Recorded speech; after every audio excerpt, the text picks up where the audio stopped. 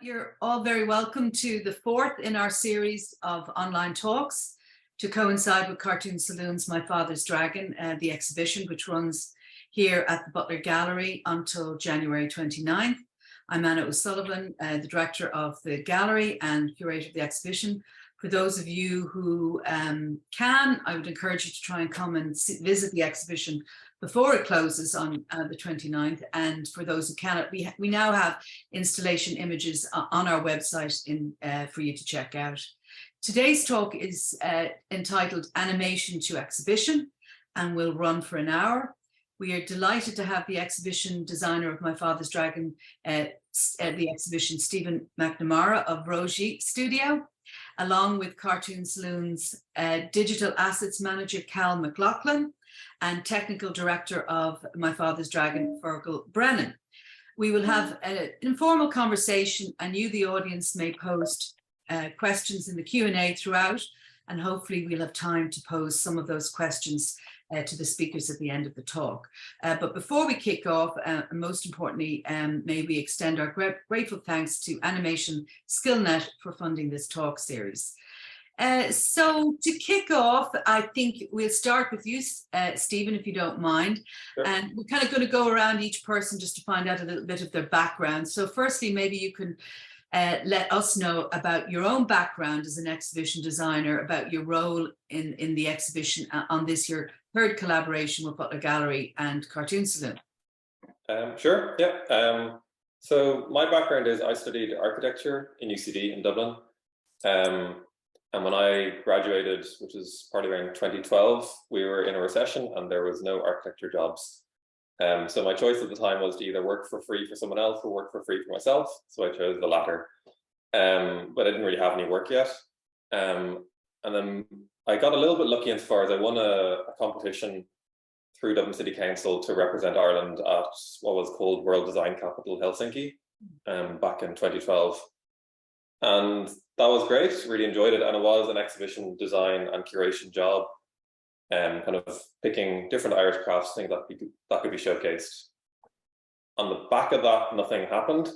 And obviously I had no experience just coming out of college. And I didn't really know what that exhibition design was even a job. My family still teases me that it's not really a job, but I just made it up. But then, so I was looking actually in London at the time for where I might be able to work. And I noticed on job websites that exhibition design was actually a thing that existed. And I didn't really apply to places over abroad, but I kind of piqued my interest. And then coincidentally, I think it was 2013, Anne Mulrooney, who now works in Cartoon Saloon, was at the time working in, I think, the National Craft and Design Gallery, or DCCI. And she sent me an email out of the blue asking if I could curate and design an exhibition for the Design and Crafts Council. And so I did that, and that was over at London Design Festival. And kind of on the back of that, I did more work with the Design and Crafts Council of Ireland. And then one thing led to another. I've done some work in museums as well now, and different galleries. So with the Crafts Council, a lot of their more recent things would be like trade shows abroad, kind of showcasing.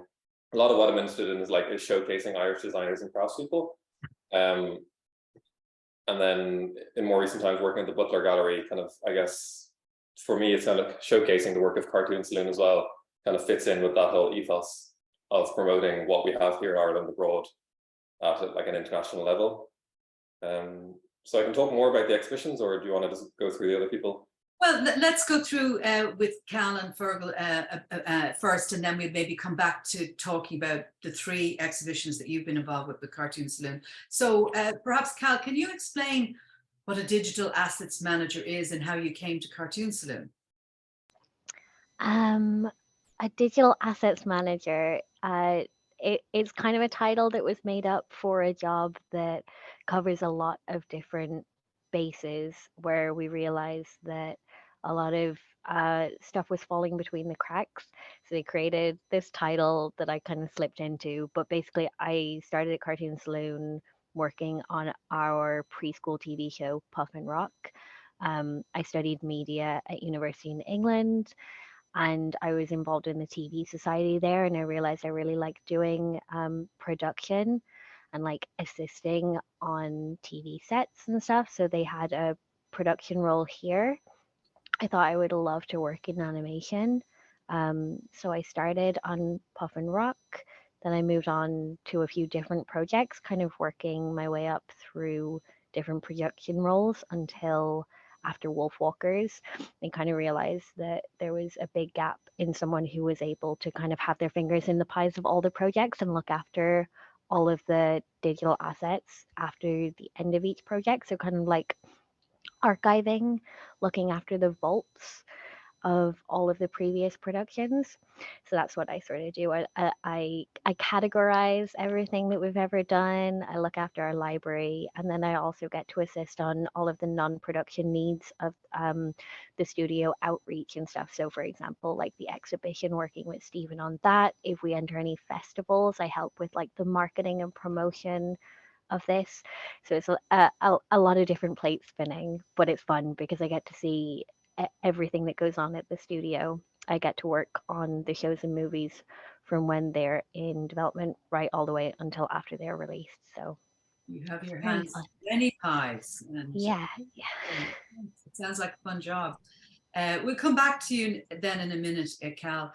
So Fergal, can you tell us about your role as technical director, what that's about, and how you came to work in Cartoon Saloon also? Sure. Hi, everyone.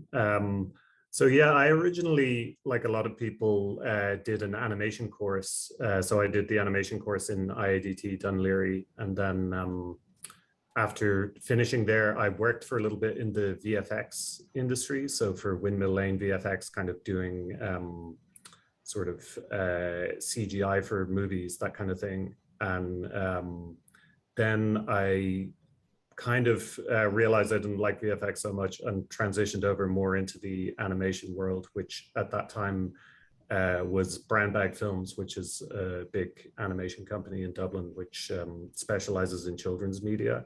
So I transferred over there and worked for them in across a few projects, but Doc McStuffins would have been the big one at the time. It was a big Disney children's media property, and then I did that for a while. I also kind of did some freelance stuff, which was a lot more out of left field, where I was working for a fine artist, making 3D models for them, and I worked on some documentaries as well. So it's again a bit more like VFX type stuff. And then I ended up in Boulder doing 3D for 2D. So Boulder Media is another one of the bigger animation companies in Dublin. And I was making 3D models for a 2D children's show. So by the time I'd done all of this, I had a lot of cross-industry experience in different kinds of roles, and I'd seen a lot of different companies and how they work. And I was a big admirer of Cartoon Saloon and really wanted to work for them. And this job came up, technical lead, and I felt like I was ready for it. I was ready to kind of move out of more of an artist role and into this more technical side of things, which is what I enjoyed. And I kind of had all this varied experience from the different companies. So it was a good fit. And I worked on Wolfwalkers as a technical lead, which was a really great project, really interesting, but quite different for me. It was the first time I'd worked on hand-drawn, which is, of course, what Cartoon Saloon feature films are all about. So that was where I kind of learned about how the studio works and did all this interesting stuff with Wolfwalkers. And then I was ready to move on up to be technical director on My Father's Dragon, which the technical director job is really about how everything gets made. So you're responsible for the different processes, the different software that's used, just making sure that everyone is working the same way, everyone has a mutual understanding of how the project is supposed to run in their departments, but also across departments. So you're interacting with every department on the film in production, from the layouts to the compositing and post-production. So yeah, that was me.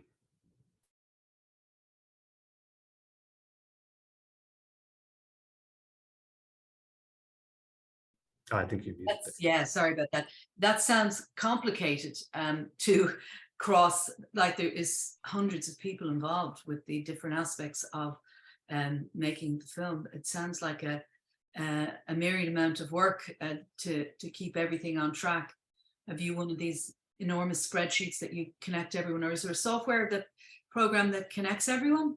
Yeah, so we use a kind of industry standard tracking software called ShotGrid, which is kind of like a fairly advanced database of all of the different media in the film, all the different people, all the tasks they're doing and stuff like that. So that was my flight control dashboard for the film was ShotGrid. And yeah, at the peak, it was hundreds of people, you know, single departments with 30 plus people in them, all working together. So yeah, it got very complicated.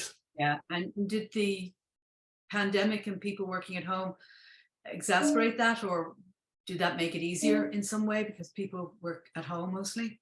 The pandemic was crazy going into it because at the time we have our internal studio processes, we have the way that we make movies, and it all very much relies on the idea that everyone is in the studio working in-house. That's just a basic assumption that we never questioned. So we sort of, once it all kicked in and everyone was at home, we were kind of freaking out and just being like, wow, okay, is it even possible to do this? But of course, we have reached this point where people kind of, people have fast internet at home. We were able to get computers to people who needed them. And so it was possible to sort of reorient and kind of figure out how to get things the way we needed them. It also, at the time though, it was very open-ended. It was sort of like 3 weeks to flatten the curve. So it wasn't like we sat down and planned for the next 2 years of being remote, which is essentially what happened, or at least hybrid towards the end.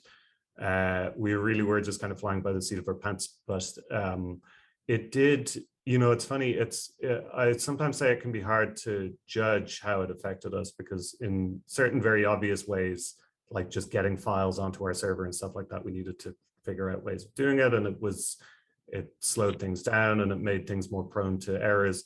But on the other hand, during the lockdowns, there wasn't a lot to do besides work on the project. So I almost wonder if it didn't get some sort of productivity boost just from everyone just kind of getting focused on it and getting their heads down and working on it. So it's hard to judge. Yeah, that's interesting. I know Fabian Erlanghauser did mention when he was on one of our talks that it did take away some of the spontaneity that might happen in the studio, where you might look over someone's shoulder and have an input of, you know, a creative idea or a comment that might lead to something else. So some of that spontaneity might have been lost by people communicating online. But yeah, no, it's kind of amazing that the film was made during this last few years and to such an incredible degree that it's so successful. Why don't we come back to Stephen and the beginning, really, because I know from my collaboration with you as exhibition curator, we start by viewing the film in whatever stages, you know, even if it's an early stage, and start to kick around ideas at that point. I mean, from when you go away from viewing the film, what's your process of coming up with the physical ideas, or you know, the different shows, or does that change per show? I just place a bit of faith in that some sort of idea will come to me. But being honest, like working on the Cartoon Saloon exhibition films or film exhibitions, like I just really enjoy the films themselves and the work that's part of it. So it's a weird one where it's like, it's a part of my job I really like, where it's like I'm actually just watching a film that I would have liked to watch anyway. And the first time I watch it, I'm just trying to enjoy it and see it from the point of view from a regular person going to see it in the cinema. Typically then would try and get some sort of input from whichever director is involved in it, or someone kind of who's kind of shaped the script and what the themes are. In this case, it was Nora, and the My Father's Dragon film it's a film about Boris and Elmer, a kid and a dragon, but the themes that are like in that film are kind of quite universal and really important. And for the exhibition, then there is this underlying thing of like, okay, well, there's a story of what's happening in the film, like the arc, but then actually as important when chatting to Nora was like the themes that are happening there and kind of talking about how kids deal with anxiety and all these kind of things that are like really important topics. So we had that meeting after initially seeing the film. Then I went off again, had a think, and got to watch the film again just on my laptop. And that I basically like press play and pause a million times going through it, taking screen grabs of anything that kind of caught my attention, particularly like different scenes that I could imagine would work well in an exhibition space. At this stage, it's probably worth pointing out that we knew what space we were using in the Butler Gallery. It's like a big room, like very high ceilings. So when you're watching the film with that in mind, you already kind of can get an eye for like, well, this shot might work well if you were to try and like transform that into a 3D space. And I basically had a big list of notes in my notebook. And then I think we might have had a chat, Anna, having looked at some of the artwork. So when we talk about artwork from Cartoon Saloon for the exhibition, there's I was always getting confused, but there's a lot of it, or you can correct me if I'm wrong, Cal and Fergal, like a lot of it is hand drawn, but between hand drawn, that can mean on paper or on like straight to digital. And then there's other things that sometimes there's like collage pops in, and like the hand drawn stuff might be from a sketchbook from an artist that I'm guessing Cal has somehow been involved in and digitizing it and having it archived. Like for this exhibition, unlike previous ones, I think probably because of Cal, we actually had like a spreadsheet from the get-go that said what assets we had that we could use in the exhibition, whereas previously, I think we had paper folders and like a list of like, we might have this somewhere. So it was much easier this time around kind of for us to go through and pick out what we thought might work. As it kind of transpired, we kind of looked at the exhibition as a way of talking about the themes, and to make those themes kind of accessible while explaining the film, we use the characters that are in the film to kind of guide you through the exhibition. So for example, there's a cat that welcomes you into the exhibition space, and then Elmer, who I guess would be like one of the lead characters in the film, he kind of talks about how he deals with kind of problems or challenges he faces. And then you move on, and there's a whale that kind of invites you to sit down and view a film with them. And then at the end, there's Boris the dragon, who kind of, I mean, he's playfully asking you to draw yourself as a dragon, but it's also kind of broaching the subject of like body image and how bodies are represented. And so a lot of the themes that we are talking about in the exhibition are all from the film. And I guess we were just trying to find that balance between, are we showing an exhibition of the artwork from Cartoon Saloon, or are we showing an exhibition that also deals with these important themes? And then I guess just finally, I'll stop talking, let the other ones go ahead. But what made this exhibition a little bit different was because it was the third exhibition of Cartoon Saloon's films that we've done.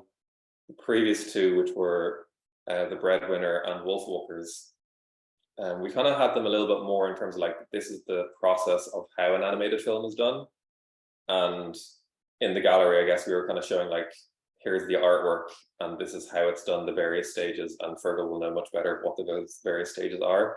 Whereas this time around, we kind of just like took a couple of like highlights of the various kind of milestones of the animation process, but we didn't really delve as much into like the actual details of like what goes into the visual effects department or all this kind of thing. There was like very short amounts, small bits of text that kind of alluded to it.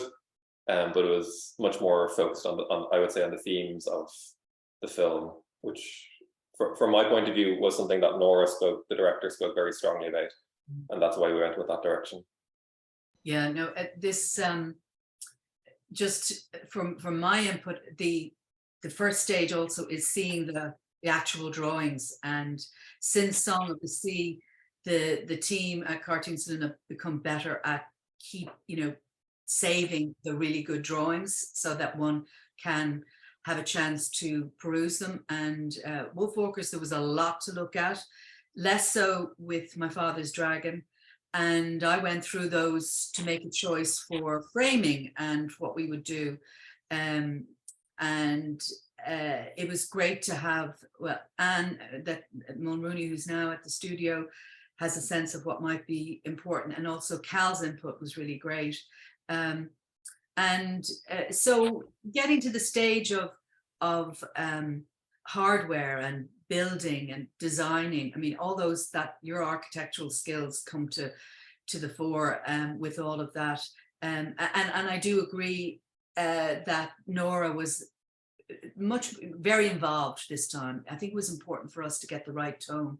It's really great that we can have that dialogue back and forth with her, because she has a strong opinion about what the story that one wants to share with audiences. And I think from having that back and forth dialogue, we got the right tone in the end. But for you then, Stephen, getting around to the making decisions about hardware and spatially in the space, that's a whole next stage to things, is that right? Yeah, so Wolfwalkers had also been in the same exhibition space, but like for me, if I'm designing an exhibition, if possible, I will always try and be in the space and like physically go to the space and see it and spend some time in it. And if you were to watch me, I'd probably look a bit like a crazy person, kind of pacing out kind of like where I think someone might walk or how long it would take to kind of walk around this. And like, I'll just be there with a measuring tape. And it's actually, since the pandemic, I bought a 360-degree camera, which saves me a lot of time. So now I can just take a couple of shots and then I can do the same thing at home. But yeah, so kind of working out roughly, I guess I'll always, everything I design is always kind of based on the content. So I don't really have, I would say I don't really have a particular style at all in terms of like what an exhibition should look like. It's completely based on like, what's the content, what are we trying to say? And then it kind of comes from that, which to me actually feels like it takes the pressure off me coming up with new ideas, because I'm kind of just working off what someone's already done. And with Cartoon Saloon's work, there's so many different scenes that we could have kind of expanded on, or themes that we could have delved into. I found as well that especially the last few years, we tried to make everything more sustainable. So trying not to build new things if possible. So for example, Butler Gallery has 4 kind of large movable walls, which we used as opposed to building new walls. But they have very specific dimensions that we're not going to be able to change. So in that regard, that's already kind of dictating like how we might break up the space. We actually reused benches and tables that we had in Wolfwalkers as a drawing area, because the Cartoon Saloon used a similar silhouette for some stones that they did for some ravines in Wolfwalkers, so they kind of fit in. And then in terms of like making things, like I would have, over the years, I've kind of built up a network of people who make things locally if possible. And depending on what the job requirements are, I kind of like pick and choose who I think will best fit making whatever components for the various pieces. And the same goes with kind of either graphic design. In this case, I kind of took care of the text panels myself, because there wasn't really that much graphic design side of things to be done. I know Anne had a separate graphic designer who would deal like with any of the promotional material or anything outside of the gallery space. But by and large, I was able to work with Cartoon Saloon and kind of like follow their style guides, I would say, in terms of how things are presented, even in terms of like the exhibition font. And then there's a lot of things that like just basic standards in terms of like legibility, font size, that they kind of dictate what you're going to do to make things as accessible as possible. And then also one thing that I quite like, the graphic panels this time around, they're printed on cardboard. So like we're trying to use as little plastics or recyclable things or unrecyclable things as possible. So that's kind of from the build point of view, how that would go. Like I would present, sorry, I was going to say, after we've kind of seen the film and Anna's had a look at the drawings and we've kind of chatted between ourselves, I then put together what I just call like an exhibition design proposal document, where I draw a plan of the space, I number anything that I think should go into it, and just have a list. And then I kind of almost have a separate document that just like lists everything, like a bullet point almost, and say, this is what this is. And actually in this case, so for example, there's like a cat at the beginning that welcomes you to the exhibition. I would say, here's a cat, this is what I think it might say, and here's the rationale for why I think it should say this or why it would do this. And I kind of do that for everything throughout the exhibition. Because I find without kind of giving the rationale for why you think something should be like that, it's very easy for someone to kind of dismiss it or to just have a different idea for it. But if you actually kind of give it step by step for why such and such is here, it's a lot easier for people to get on board. And a lot of the time I find when I'm presenting design ideas, people are open to your ideas, but at the same time, you have to be aware that they're not in your head. So I try to, as much as possible, kind of like spell out from step one to step whatever, how I got to this conclusion. And it also means that if there's something that someone disagrees with, you can almost go back in those steps and see like, well, at what point did you diverge from my kind of logical thought process of why this would go like this? So that's kind of how I would work. Yeah, and I think you'll agree that the use of the art, the book that was made, just absolutely. Blank of the name of the chap who designed it, is always a really great resource, as it was for The Breadwinner. There was so much background education material done with other companies in advance of the release of the film, that is a great resource for us to use. But I also think that this time around, having Cal in the mix and Fergal making up specially material for us, we'll come to you in a second, Fergal.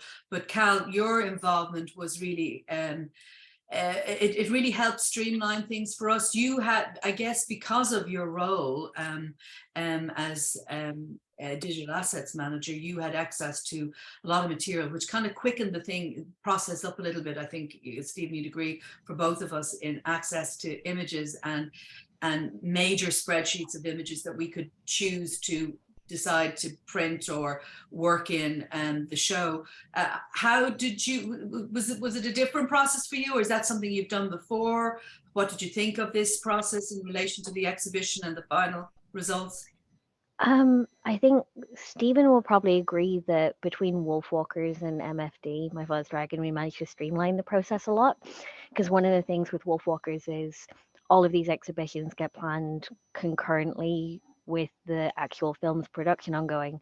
So it usually means the directors and any of the production staff are like completely swamped with making the actual film.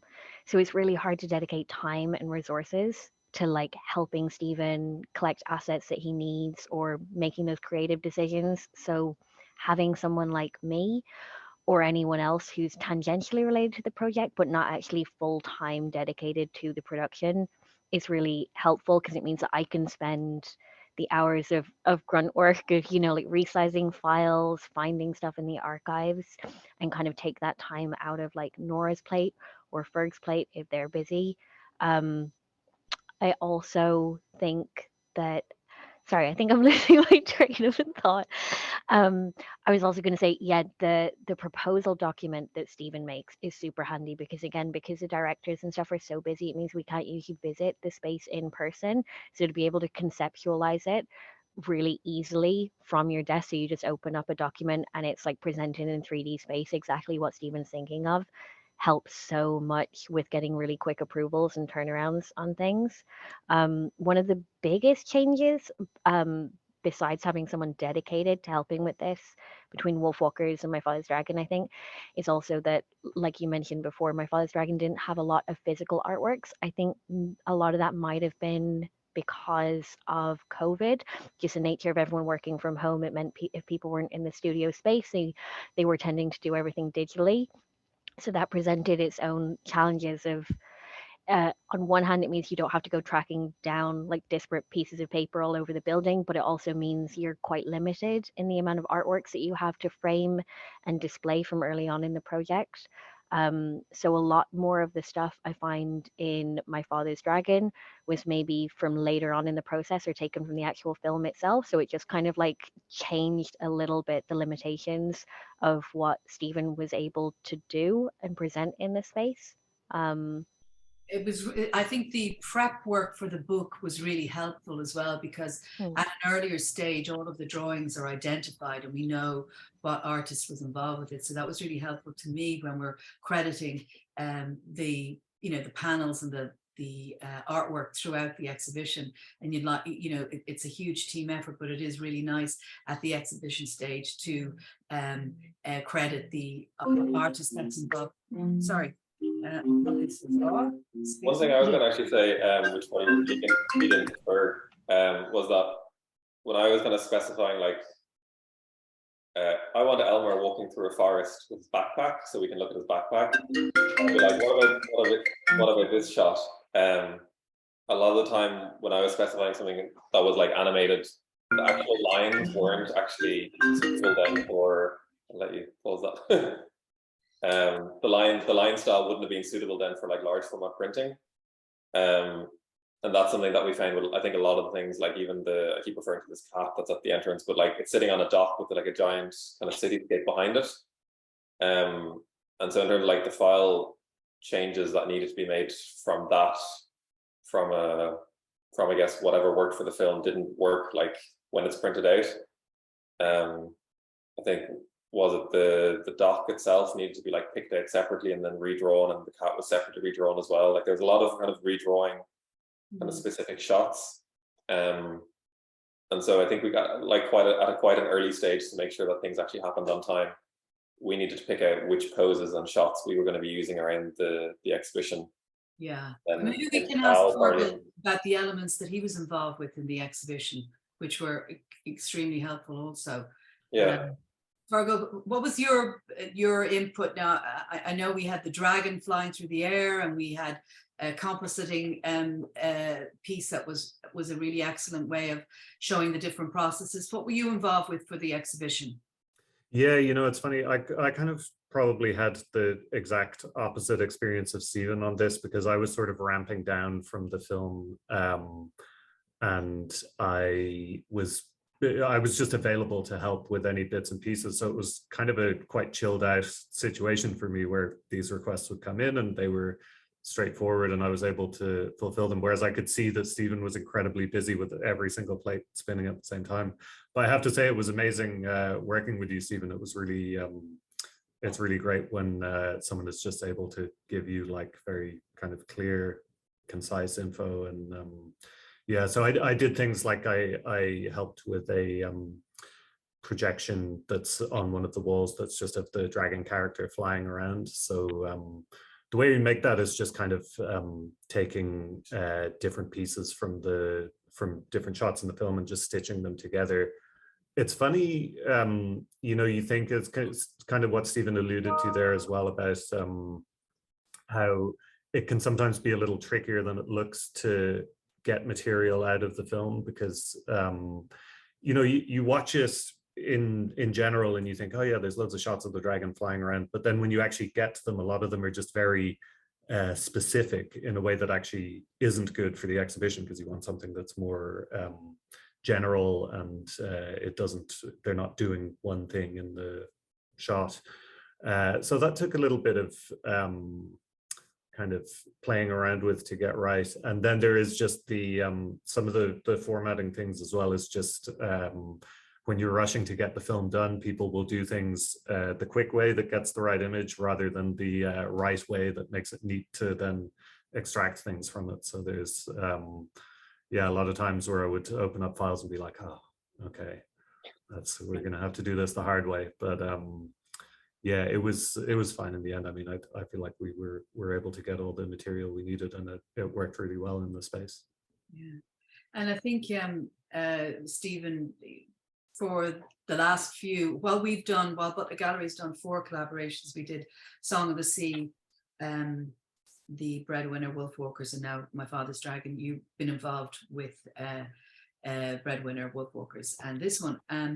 we've always had this interactive elements in the exhibition, and that's been a really nice aspect of it. Is that something that normally happens with other exhibitions, or has it just been something that you've been involved with the Cartoon Saloon exhibitions? I think in general, for me, as someone who would also go to exhibitions, my attention span is quite short, and I'm terrible at reading text. So whenever I go to an exhibition, I kind of like exhibitions where I need to either view things in different ways or kind of move around, or just something to kind of keep me interested. And I think with the Cartoon Saloon exhibitions in particular, kind of, this is coming from talking to the directors as well of the various films, is like, it's important to them that like people see animation as something that they can also do, and that like it's a fun thing to be involved in. And like Cartoon Saloon are you know, the fact that they're based in Kilkenny is like, it's a big deal that they picked to be in Kilkenny. It's great for that place, and it makes Ireland like a place where this world-class animation is being done. So I say that because basically at the get-go, it's like we want people to come to the exhibition to kind of have a hand, or like try and draw themselves. The flip side of that as well is that you realize how hard it is, and you have a much greater appreciation for what's on the wall. Like, it's very easy to look at things. It doesn't have to be animation like a table or a chair and be like, oh yeah, I could make that. But if you actually start trying these things, they're really hard. And so what we've done in the exhibition is we've got a few different interactive areas. One of them with Elmer is basically him saying, what would you put in your backpack to help you deal with different challenges as you go through the world? And in that respect, there's like already some that have been drawn by Cartoon Saloon up on the wall. And then people get to kind of add their own ones to it. So it's a really kind of simple thing for people to do. And then later on in the exhibition, people can draw themselves as the dragon. But I find like every time that you get someone as a visitor to kind of draw something themselves, they'll look at the different ways that Cartoon Saloon have drawn on the wall with a little bit more understanding. And we also have a little piece as well where people can make their own flip books next to flip books that are made using content from Cartoon Saloon. And again, that's just highlighting how many drawings go into like a second of animation, how much work goes into it, and like not just like the characters, but like the backgrounds and all these kind of things. So I think from an interactive point of view, it's like that's actually what kind of keeps people. Another thing I find in exhibitions as well is, depending on the content, it can be either overwhelming or underwhelming to see everything in one go, I find. So I quite like spaces that are kind of broken up. So in this case, it's a large room and it's kind of broken up into kind of almost like 4 different sections. And it means there's kind of like a bit of a reveal as you walk around different things in kind of different zones. So all of that is kind of, I guess, they're kind of personal preferences that I find for exhibitions, but they just fit particularly well with Cartoon Saloon. Yeah. And the other thing I would say is like the space in the Butler Gallery is great, but there is so much content. Like, we could have filled more space as well. Like, we're constantly cutting back.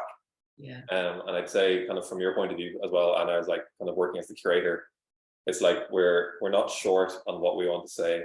It's kind of about how we condense it down, and like in terms of like how that impacts the exhibition design, it's like we don't have the space to maybe have isolated drawings on the wall. So we kind of opted for a salon style hang, where kind of drawings are kind of loosely placed around each other, but like quite close together. So you're trying to get as much information in as possible into small spaces.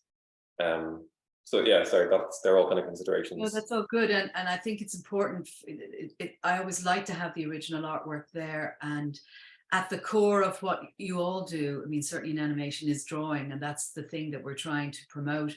That most everyone can draw in some sort of way, but yes, as you say, the skill of realizing even a simple flip book involves something, or seeing a drawing and chalk on a board. There's different levels of skill, but it's really nice to have the processes acknowledged as you go through, so that even though we don't want to repeat the same message as we do different exhibitions, you do need to be reminded of how many elements are involved in the in the making and the finished product. I mean, that makes me think about, Cal and Fergal. Was drawing something you both did at the beginning of your careers as well? Or did you come more from the technical organizational end of things? Cal? I know you did some drawing for Yeah. our dragon wall, so that was really good. So I know you can draw. I get to do a little bit to support, but I think my strength lies in kind of assisting and supporting the other creatives in the studio who can do much better work in that. So I do it myself, like as a hobby outside of work, but I don't think I'm quite up to the standard of these like world-class artists I work with. But it's inspiring and nerve-wracking in equal measure working around these people and seeing the stuff they do all the time. So I'm happy, yeah, just helping to bring that sort of stuff to the screen and to the public, be it in exhibitions or whatever means. If I can be part of that team who brings it to the world, that's enough for Yeah, me. I think that's great. That's one of the things we kind of learned from this talk series, is that there are so many skills involved in getting into animation. There are many, many ways of getting involved with a studio like this. What about yourself, Fergal? I mean, do you have aspirations to make a film of your own? Do you have original ideas you're working with? Or is it always in the support role more so? I mean, it's a huge, important support role, but just be interested in hearing what you have to say about that. Yeah, it's funny. I think everyone who goes into the animation course would, on some level, kind of like to end up doing their own ideas. It's interesting once you're in the industry, though, sort of seeing how that might actually work in practice. I think, like Cal, I sort of chose a path that played to my strengths. It's when you're a student, you think that I'd love to direct a film. It's always a little hazy. It's like, yeah, I'd like to direct a film. It's like, is it going to be good? It's like, well, yeah, it'll be good because I made it. But what is it that makes you actually be the appropriate person to be the director? And also, are you going to be in a position where you're allowed to make the thing you want to do, which is actually very rare. Usually someone has a project and gets a director on board and sort of says, okay, here's the thing, make it. So it's not... in the live action world, you can probably count on two hands the amount of people who are able to write, direct, and produce their own big movies. So it can be a complicated question. It's an incredible juggling act to come up with a final product. I mean, you really admire Nora in how many balls she has going all at the same time, and how Tom and her and everyone creatively involved somehow or other can, I think there's a lot of democracy involved with giving people different roles to shine in, and then ultimately bring it all together. And I know that Nora is always saying how many people are involved, and it takes a village to actually create a film in the end. But it is incredibly collaborative process.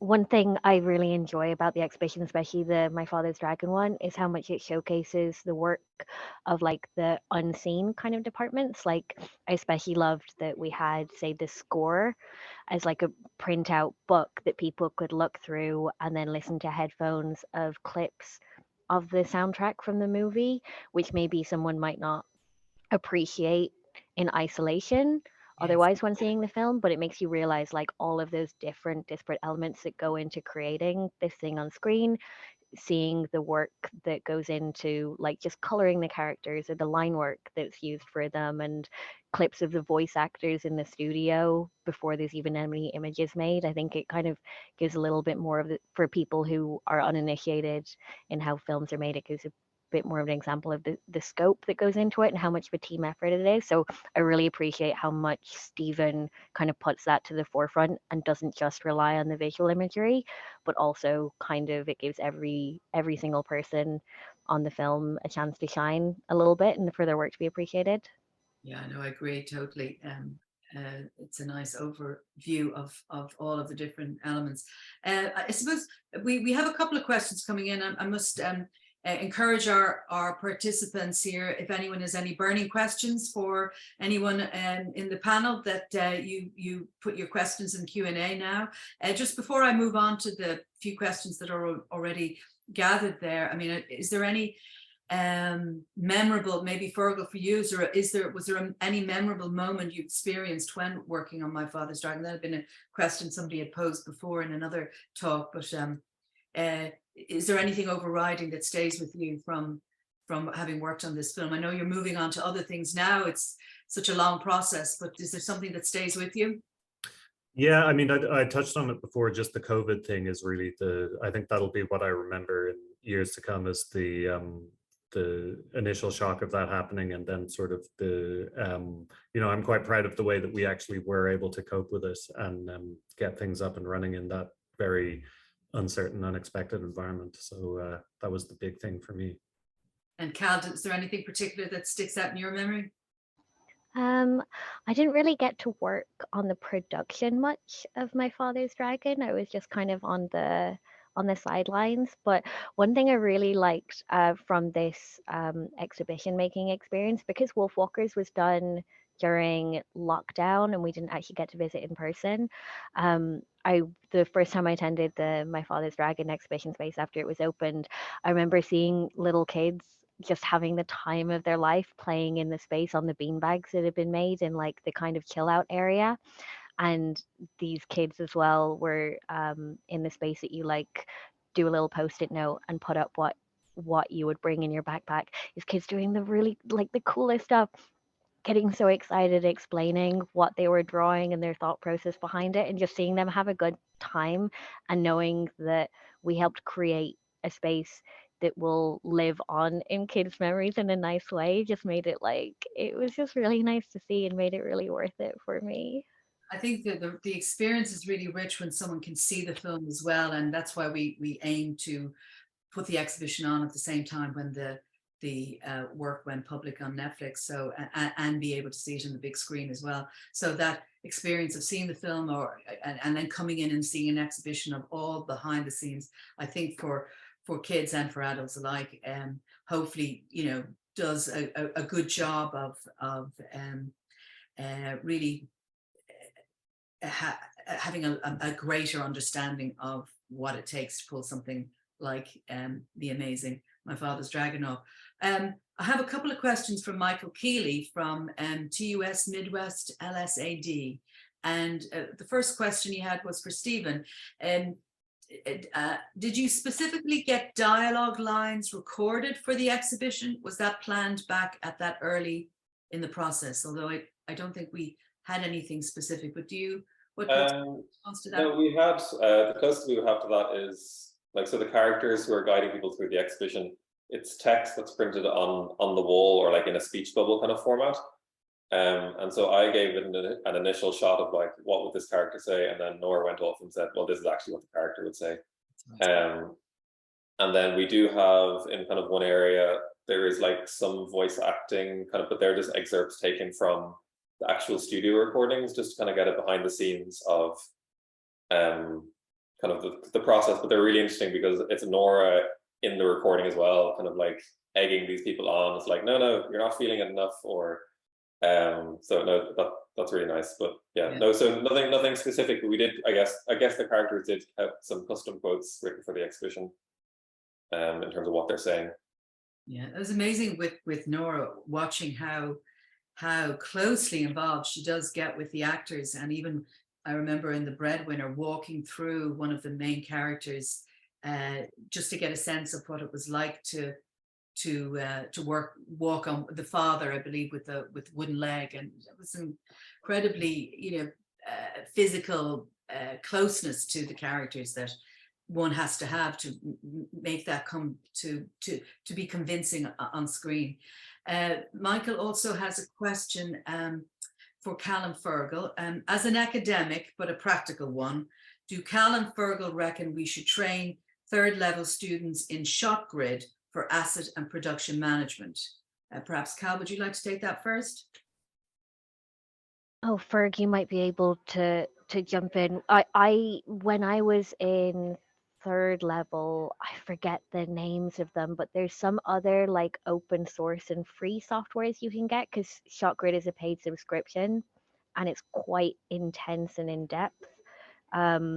Whereas there's some other like production tracking softwares where you can use to get a little bit adjusted with the concept of using Gantt charts and stuff. So something like that, I think, even if students, if they're making their own short films, if they get a little bit accustomed to it through that, it can be super, super helpful for then transitioning in a professional environment to using like a fully fledged software like ShotGrid. Yeah, the thing about ShotGrid is that it's the software we use to represent the pipeline, but the pipeline is just how we work, all the rules for how we work, all the different tasks and things that need to be done. It could be represented in any way. It could be represented on post-its on a whiteboard. It could be done in G Suite, like Google Sheets, Docs, etc. It is what we choose to use for our studio, but in terms of students, I think it's more important to learn the principles. I would do it in G Suite if I was teaching students about pipeline stuff. That's what I would use. It's much more important that they learn the sort of underlying kind of pipeline and management principles rather than a specific tracking software, which these things can come and go, and it's only as good as the person using it as well. That's great. Thank you. Hopefully that was helpful to you, Michael. He says thanks. Another question here from Mia Anderson for Stephen. Was there anything you wanted to add to the exhibition but couldn't because of the space restrictions? Yes. There was a lot of artwork, I would say, that I would have loved to have shown, particularly for just some of the different sections, I think. It's so rich. I mean, the colors, I know the images we were so plentiful. It's one of these things of like, when we cut something out, the visitors don't see it, but it feels bad cutting it out. It's like, and I would also like to maybe have shown more like how a drawing goes through different stages. We have actually one thing that I really like, and that's why we try and bring in the video. There's a kind of video screening area with some bean bags, and I think Ferg was involved in putting that together. Like, so it's kind of shows, maybe you can tell me what the 4 different stages are. There's like an initial line drawing, kind of like. Oh, sure. So yeah, it's what would it be? Rough, clean, ink and paint, and then compositing, maybe. Yeah. So, and it kind of shows like how it starts out as like this jumpy drawing that kind of jumps between different poses to becomes this more fluid thing, and then this final amazing artwork. And so that kind of takes care of a lot of things, but there's so much more that we would have liked to have shown, I think, in terms of the artwork. But I guess that's kind of like the role of, between myself and Anna, kind of trying to curate what we can show. And I guess it's just that balancing act of trying to, the pieces that we do show need a certain amount of space around them. In terms of what we would have shown, yeah, just more artwork from Cartoon Saloon. Possibly would have made some of the artwork. So a lot of the digital straight to digital original artwork that was hand drawn, we then print out, and we're then deciding what size they're printed. Some of those I probably would have printed maybe a little bit larger if we had the space as well. But again, we're trying to make everything kind of feel balanced. There's one thing as well that we wanted pikas. We wanted more pikas. They're these little animals, cute little things that Cal loves as well. And Ferg spent forever trying to find pikas that we could project onto the wall and would pop out, but that was something that just wasn't happening.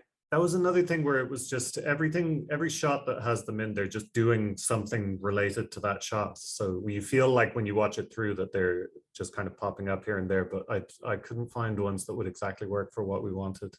So that was an example of, kind of trying to dig around in the media and see if we could get it. But yeah, it didn't work out with those ones in the end. Yeah, no, it's ultimately space restrictions and